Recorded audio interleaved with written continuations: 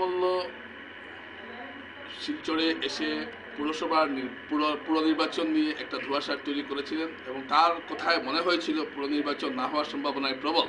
কিন্তু গতকাল একটি সার্কুলার জারি করেছে রাজ্য সরকার এবং সেই সার্কুলারে শিলচর সহ কাছাড় এবং শিলচরে পুরো নির্বাচনের জন্য আদর্শ আচরণ কোড অফ কন্ডাক্ট বলবৎ হয়েছে, অর্থাৎ নির্বাচন হবে এটা নিশ্চিত হওয়া গেল। এখন থেকে নির্বাচন হওয়ার সম্ভাবনাটা এখন প্রবল হয়ে দাঁড়িয়েছে, কারণ যেহেতু সার্কুলার জারি করা হয়েছে, যদিও নির্বাচনের কোনো দিনক্ষণ ঘোষণা করা হয়নি, কিন্তু একটা স্পষ্ট যে নির্বাচন হতে যাচ্ছে এবং পুরো নির্বাচন হওয়ার সম্ভাবনা এখন 100% সত্য হয়ে উঠল। কারণ এই যে সার্কুলার জারি করা হয়েছে, এই সার্কুলারের ফলে আমরা ধরে নিতে পারি যে শিলচরে পুরো নির্বাচন হতে যাচ্ছে এবং এটা হবে শিলচর পুরসভা থেকে পুরো নিগমে উন্নীত হওয়ার পর এটা হবে প্রথম পুরো নির্বাচন।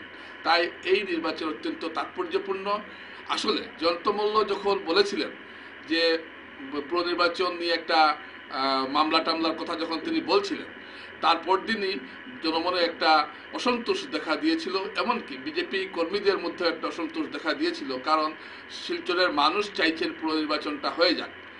এবং জয়ন্ত মল্লর এই বক্তব্যের পরদিন বিজেপির যে স্থানীয় কোর কমিটির বৈঠকে সিদ্ধান্ত নেওয়া হয়েছিল যে শিলচরে পুরো নির্বাচন করা হোক। কিন্তু এই বৈঠকেই কিছু স্থানীয় নেতা চাইছিলেন যে নির্বাচনটা যাতে না হোক, এবং যারা এটা চাইছিলেন তারা এই জন্যই চাইছিলেন পুরো নির্বাচনে যদি কোনো নির্বাচিত বডি না থাকে তাহলে তাদের খুব সুবিধা হয়, এবং কিন্তু শেষ পর্যন্ত তাদের কথা টিকলো না। কোর কমিটি যে সুপারিশ করেছে অর্থাৎ নির্বাচন করার জন্য, সেই মতোই রাজ্য সরকার সিদ্ধান্ত নিয়েছে এবং কোড অফ কন্ডাক্ট জারি করা হয়েছে সর্বত্র।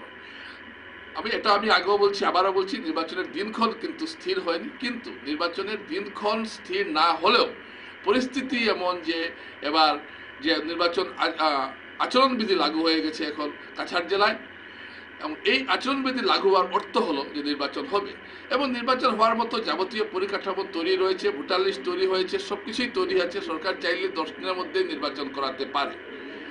এবং কিন্তু জয়ন্ত মল্লর কথার পর মনে হয়েছিল যে নির্বাচন না হওয়ার সম্ভাবনা প্রবল, কিন্তু এরপর বিজেপি দলে এবং সাধারণ মানুষের মধ্যে যে একটা প্রবল ক্ষোভ দেখা দিয়েছে, এই ক্ষোভের পর সম্ভবত সরকার সিদ্ধান্ত নিয়েছে তার নির্বাচনটা করা হোক। এখন কোড অফ অর্থাৎ নভেম্বরের মাসেই নির্বাচন হয়ে যেতে পারে বা অক্টোবরের শেষ দিকেও নির্বাচন হতে পারে। অক্টোবরে হওয়ার সম্ভাবনা খুবই কম, কিন্তু নভেম্বরের মাঝামাঝি সময়ে নির্বাচনটা হয়ে যেতে পারে, এই সম্ভাবনা কিন্তু প্রবল রয়েছে। এবং যেদিন জয়ন্ত মল্ল এই কথাগুলো বলছিলেন, পরদিনই বিজেপি অনেকেই আমাকে ফোন করে বললেন, যারা পুরো নির্বাচন লড়তে আগ্রহী, বললেন যে এরকম করলে তো একটা বিধানসভা নির্বাচনে দলের জন্য অসুবিধা হয়ে যাবে, কারণ মানুষ খুব এত বছর থেকে 2014 সালে শেষ নির্বাচন হয়েছিল, তারপর আর কোনো নির্বাচন হয়নি, তাই মানুষ খুব ক্ষুব্ধ রয়েছেন।